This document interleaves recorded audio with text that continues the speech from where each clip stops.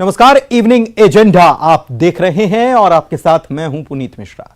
मध्य प्रदेश में पोषण आहार के बाद यूरिया घोटाला भी शिवराज सरकार के लिए सिरदर्द बनता जा रहा है।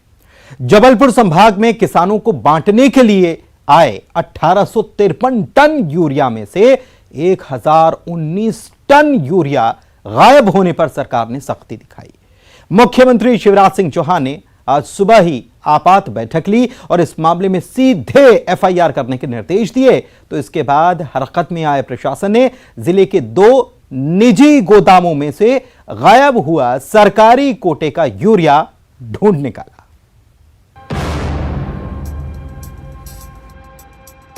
सीएम शिवराज सिंह चौहान की सख्ती के बाद जबलपुर में प्रशासन ने करीब 200 मीट्रिक टन यूरिया ढूंढ निकाला है। जबलपुर के पाटन रोड स्थित डीपीएम के गोदाम और खजरी खिरिया के गायत्री वेयरहाउस में सरकारी यूरिया छिपाया गया था। लेकिन सीएम शिवराज सिंह चौहान इस मामले को लेकर काफी सख्त तेवर में आ गए हैं। उन्होंने सुबह 7 बजे ही सीएम हाउस में आला अधिकारियों की आपात बैठक बुला ली और दोषियों के खिलाफ एफआईआर सहित कई कड़े एक्शन का फरमान जारी कर दिया है। सीएम की सख्ती का असर जल्द ही दिखा और 200 मीट्रिक टन गायब यूरिया बरामद कर लिया गया। आईजी बैठे हैं और एसपी बैठे, तत्काल एफआईआर करो और एफआईआर करके पकड़ो इनको। तो इसी एक्ट की धाराओं में इसमें एफआईआर होगी। बस मैं चाहता हूँ सख्त कार्रवाई हो और एग्जाम्पल बने। ये थोड़ी चलेगा कि जहां मर्जी आई वहां खाद भेज दिया। इस समय जब खाद की जरूरत है किसान परेशान हो। ये नहीं चलेगा कि इनके कारण अफरा तफरी मच जाए। भाई ये जो आवंटित किया था इनको 70 और 30, इसका पालन करने के लिए बाध्य थे कि नहीं। जबलपुर में 2666 मीट्रिक टन यूरिया आया था, जिसमें सरकार को 1853 यूरिया आवंटित किया गया। सिस्टम के तहत 1853 मीट्रिक टन यूरिया सरकारी एजेंसी के जरिए किसानों को रियायती दामों पर मिला था। लेकिन करप्शन की वजह से 1019 मीट्रिक टन यूरिया निजी गोदामों में पहुंच गया, ताकि ओपन मार्केट में मनमानी कीमतों पर इसे बेचा जा सके। अब इस पूरे मामले में urea handling agency Shyam Kribhco पर एफआईआर की तलवार लटक रही है। लोगों ने 25 तारीख को यहाँ का कार्यक्रम जारी कर दिया था। करने के बाद जो है फिर हम लोगों ने जो है उसका फॉलोअप किया, पता लगाया कि इसमें मटेरियल, कई लोग पेपर में न्यूज़ में आने लगा कि इसमें मटेरियल नहीं गया। तो इसके लिए हम लोगों ने अभी एक आदेश जारी कर दिया है। नहीं, हमने जो वो जो 70% हमको मिलता है मार्केट को, उसमें 1853 मीट्रिक टन का जो हमको एलोकेशन था, तो 1853 का हमने कार्यक्रम जारी किया हुआ है। नहीं, मिसिंग का भी नहीं। हम तो अभी जब हमको पूरी रिपोर्ट आ जाए, तब लिखित में आ जाए, तो हम बता पाएंगे उसको, क्योंकि कितनी मिसिंग हुई है एग्जैक्ट जो है पोजीशन जब आएगा सभी जिलेवार, तो भी बता पाएंगे, लिखित में आ जाए। हालांकि अभी भी पूरा यूरिया नहीं मिला है, लेकिन जिस तरह सीएम की फटकार के चंद घंटों में 200 मीट्रिक टन यूरिया मिल गया, उम्मीद है बाकी यूरिया भी जल्द ही मिल जाएगा। लेकिन इस मामले के सामने आने के बाद अंदाजा लगाया जा सकता है कि किसानों को खाद की किल्लत क्यों होती है। उधर पोषण आहार की कैग रिपोर्ट पर मचे बवाल के बीच यूरिया घोटाला सामने आने के बाद विपक्ष भी काफी हमलावर है। पूर्व सीएम कमलनाथ लगातार सरकार पर हमला बोल रहे हैं। चुनावों के ऐन पहले करप्शन के ऐसे मामले में विपक्ष के लिए एक बड़ा मुद्दा है, तो सरकार के लिए गले की फांसी। करीब 3 करोड़ से अधिक कीमत के सरकारी यूरिया गायब होने के मामले में आज सुबह ही सीएम शिवराज सिंह चौहान ने एक्शन लेते हुए अधिकारियों की क्लास ली थी और कुछ घंटों में ही उसके परिणाम सामने आने लगे हैं। अधिकारी भी मुस्तैदी के साथ एक्शन में। जांच दल ने विभिन्न गोदामों का दौरा जो है किया था। जबलपुर में आरछा में भी जो टीम है वो गई थी। इसके अलावा खजरी खिरिया बाईपास के भी एक गोदाम में सरकारी जो गायब हुआ, हम जैसे कह रहे हैं गायब हुआ जो यूरिया है, वो बड़ी मात्रा में मिला है, जिन्हें संबंधित जिलों में भेजा जा रहा है। कैमरापर्सन वीरेंद्र मिश्रा के साथ प्रतीक अवस्थी, न्यूज़ 18 जबलपुर। और इसी मामले में जबलपुर से खबर आपको पहले बता देते हैं। एफआईआर दर्ज हो गई है। यूरिया वितरण में अनियमितता का ये मामला है। इसमें एफआईआर दर्ज हुई है। लॉर्डगंज थाने में ये एफआईआर दर्ज की गई है। जिला विपणन अधिकारी की तरफ से ये एफआईआर दर्ज कराई गई है।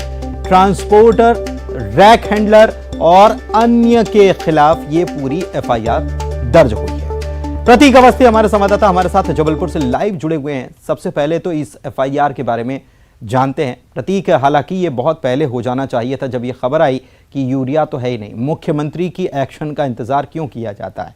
अधिकारी क्या केवल मुख्यमंत्री ही देखेंगे हर चीज? फिर अधिकारी क्या करेंगे, दूसरे लोग क्या करेंगे, जिला प्रशासन क्या करेगा?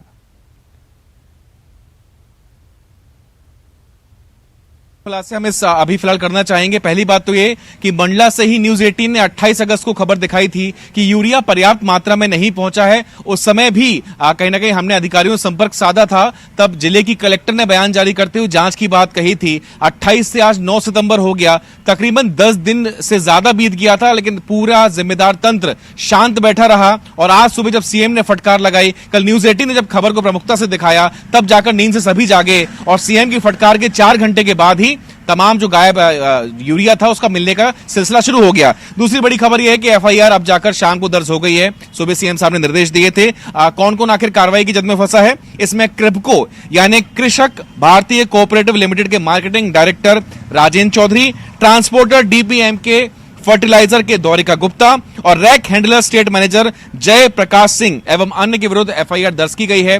न्यूज 18 की खबर पर मोहर लगी, जो कि हम सुबह से ही बतला रहे थे कि क्रिप्को पर एफआईआर की गाज गिर सकती है, जो कहीं ना कहीं इस पूरे मसले को लेकर एक अहम भूमिका में था। तो जो भी हो, क्रिप्को के डायरेक्टर पर एफआईआर दर्ज कर ली गई है। न्यूज 18 की खबर पर मोहर भी लगी है।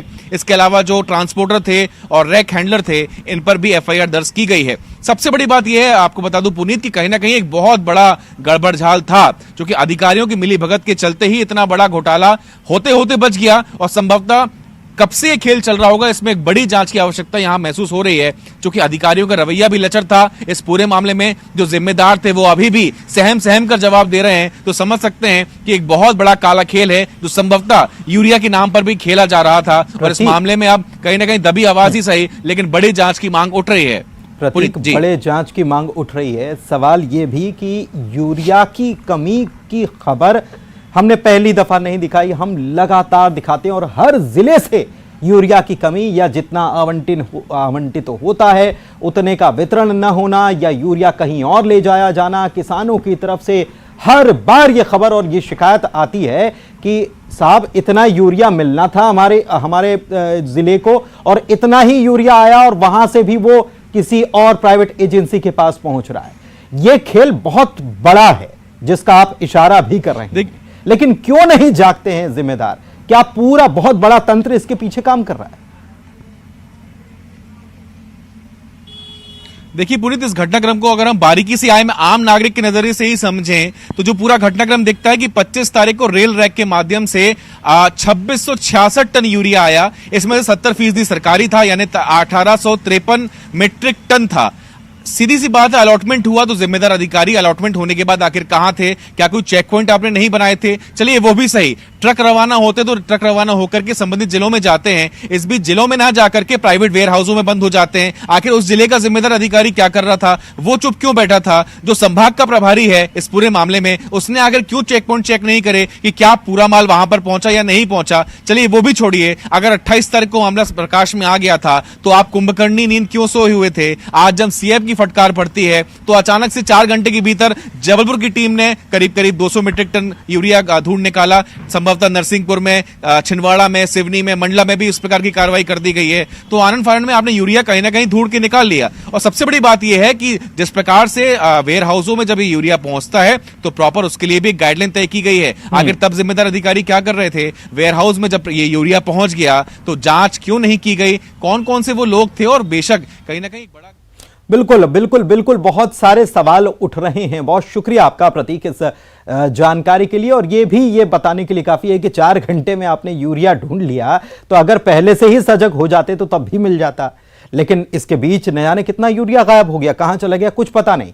मध्य प्रदेश में ईसाई धर्मगुरु के घर पर ईओडब्ल्यू के छापे के बाद जांच का सबसे बड़ा मुद्दा यह बन गया कि क्या हेरफेर से हासिल करोड़ों की काली कमाई का इस्तेमाल धर्मांतरण जैसे गैर कानूनी कामों के लिए किया जा रहा था। खुद मुख्यमंत्री ने इसे लेकर ईओडब्ल्यू को जांच के निर्देश दे रखे हैं।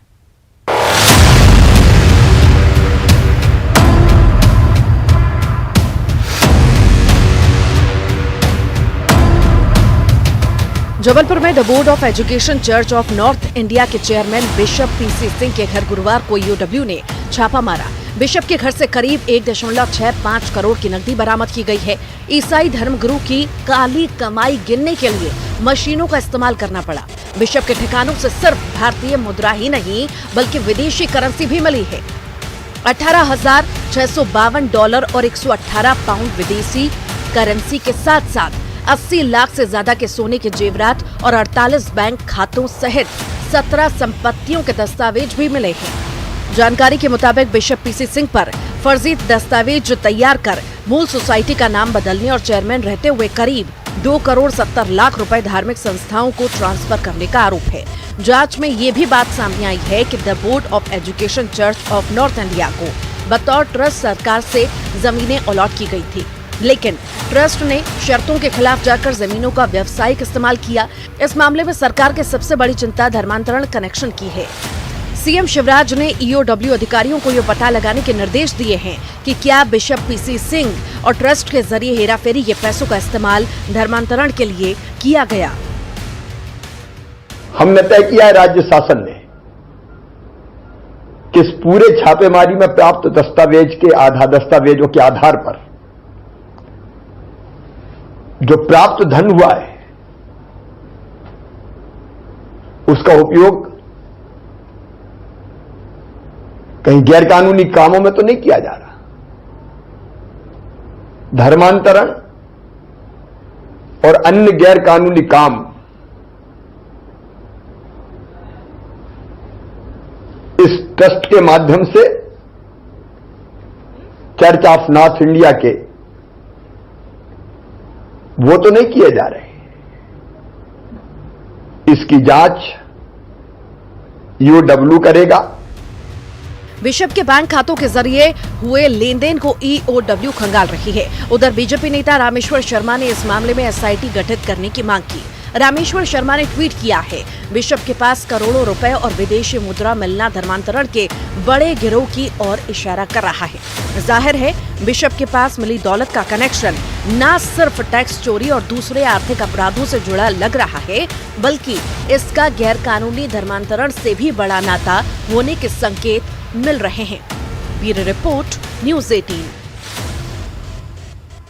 मनोज राठौर हमारे संवाददाता भोपाल से लाइव जुड़े हुए हैं, सीधे उन्हीं के पास चलते हैं। मनोज, धर्मांतरण का मामला हमेशा से सुर्खियों में रहा है और बेहद हमेशा से एक चिंता का विषय भी रहा है। सेवा के नाम पर धर्मांतरण कर देने का मामला हमेशा से ही ये चर्चाओं में रहता है, निशाने पर भी रहता है। और अब जब ये कार्रवाई सामने आई है, इसके बाद एक बड़ा लिंक इसको कह सकते हैं कि मिला है, और अगर गंभीरता से जांच की जाएगी तो बहुत सारे तार खुल जाएंगे, ऐसा लग रहा है।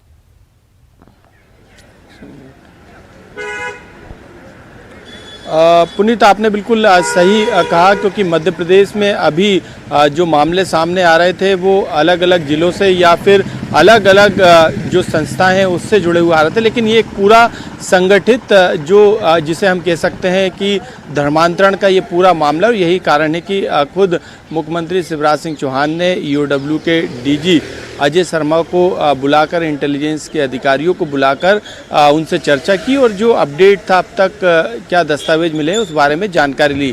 जो जानकारी हमें मिली उसके अनुसार करीब 1 ट्रक भरकर जो है वो दस्तावेज जो जगहों पे छापेमार कार्रवाई की थी वहाँ से बरामद हुए, लेकिन करीब 5 से 6 जो बॉक्स हैं जिनके अंदर दस्तावेजों को सील करने का काम किया, जो कि हम कह सकते हैं कि ये उपयोगी दस्तावेज जांच के लिहाज से है। तो उन दस्तावेजों की जांच की जा रही है। फॉरेन जो विदेशी जो फंडिंग है उस एंगल पर भी जांच की जा रही है, क्योंकि तमाम बैंक डिटेल जो है अभी आना बाकी है। ऐसे में जो बैंकों के अंदर जो लेन देन हुआ है उसकी जांच की जानी है, लेकिन क्योंकि जांच जो है अब 3 स्तर पे की जा रही है, यानी कि 3 अलग अलग विषयों पर जांच की जा रही है। जो पहला गंभीर विषय है धर्मांतरण का, और जिसमें इस बात का जिक्र किया गया है कि अवैधानिक और गैर कानूनी और धर्मांतरण, इस एंगल पे जो है वो जिला प्रशासन ईओडब्ल्यू की मदद करेगा जांच में। तो ये काफी बड़ा मामला है मध्य प्रदेश के लिहाज से, और ये एक संगठित मामला, यही कारण है कि इसमें जांच के निर्देश दिए गए। बहुत शुक्रिया आपका इस जानकारी के लिए मनोज। बढ़ते हैं आगे, बुरहानपुर रेलवे स्टेशन की बात करते हैं, जहां पर एक रेल कर्मी की सजगता से एक जान बच गई। बुजुर्ग महिला की जान बाल बाल बची है। देखिए, तस्वीरें दिखाने के लिए हम दिखा रहे हैं, और ये बताने के लिए ये तस्वीरें काफी हैं कि कैसे एक बड़ा हादसा हो सकता था। स्टेशन पर तेज रफ्तार ट्रेन गुजरने ही वाली थी और उसी समय एक बुजुर्ग महिला प्लेटफॉर्म से पटरी पार करने के लिए पहुंच गई। देखिए ये तस्वीरें, रेल कर्मी की नजर उस बुजुर्ग महिला पर पड़ी और वैसे ही रेल कर्मी ने तत्परता दिखाई, महिला को अपनी तरफ खींचा और उसके 2 सेकंड भी नहीं बीते कि ट्रेन जो है वो तेज रफ्तार से यहां से गुजर गई, वरना एक बड़ा हादसा हो सकता था। दिल दहला देने वाला ये नजारा स्टेशन पर लगे सीसीटीवी कैमरे में कैद हो गया।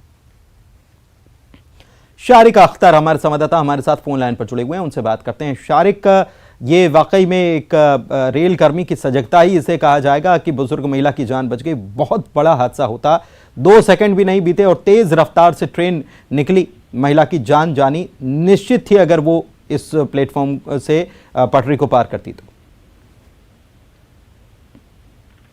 शारिक, आप सुन पा? देखिए पुनीत जी, ये बुरहानपुर रेलवे स्टेशन का आज दोपहर का मामला है और बुरहानपुर रेलवे स्टेशन पर 2 ही प्लेटफॉर्म है और यहाँ से अधिकतर गाड़ियां जिनका स्टॉपेज नहीं होता वो काफी तेज गति से रवाना होती है और एक तेज गति से ट्रेन यहाँ से क्रॉस होने वाली थी और तभी यहाँ पे जो एक पॉइंटमैन है पटेल, वो हरी और लाल झंडी लेके खड़ा था ताकि वो रेल को झंडी दिखाए, लेकिन उसी वक्त उसकी नजर पड़ी कि एक बुजुर्ग महिला प्लेटफॉर्म से अपने पटरी पार करी। उन्होंने जैसे उसकी नजर उन्हें सजगता 10 सेकंड में उस महिला को अपने तरफ खींचा, जिससे महिला की जान बच गई। एक बड़ा हादसा हो जाता है। ये इस बात की लापरवाही होती है कि जो आरपीएफ की जवाबदारी है उसका सतत इस चीज का निरीक्षण करना, लेकिन आरपीएफ काफी लापरवाह बना हुआ है और अब जरूरत इस बात की है कि आने वाले दिनों में आरपीएफ इस चीज को पर नजर रखे। बहुत शुक्रिया शारिक आपका इस तमाम जानकारी के लिए। तो ये रेलवे पटरी को पार करने की कोशिश महिला कर रही थी और इसी दौरान तेज़ रफ्तार ट्रेन आ रही थी। वहाँ पर रेलवे कर्मी जो है जो झंडी दिखाने के लिए तैनात रहते हैं, उनकी नज़र जब बुजुर्ग महिला पर पड़ी तो उन्होंने तुरंत बगैर देर किए तुरंत महिला को पीछे की तरफ खींचा और हम तस्वीरों में देख सकते हैं, सीसीटीवी की ये तस्वीरें हैं। इस महिला को खींचने के बाद 2 सेकंड बाद ही 2 से 3 सेकंड के बाद ही तेज रफ्तार ट्रेन यहां से गुजर जाती है। और इसी के साथ इवनिंग एजेंडा के इस बुलेटिन में इतना ही। नमस्कार।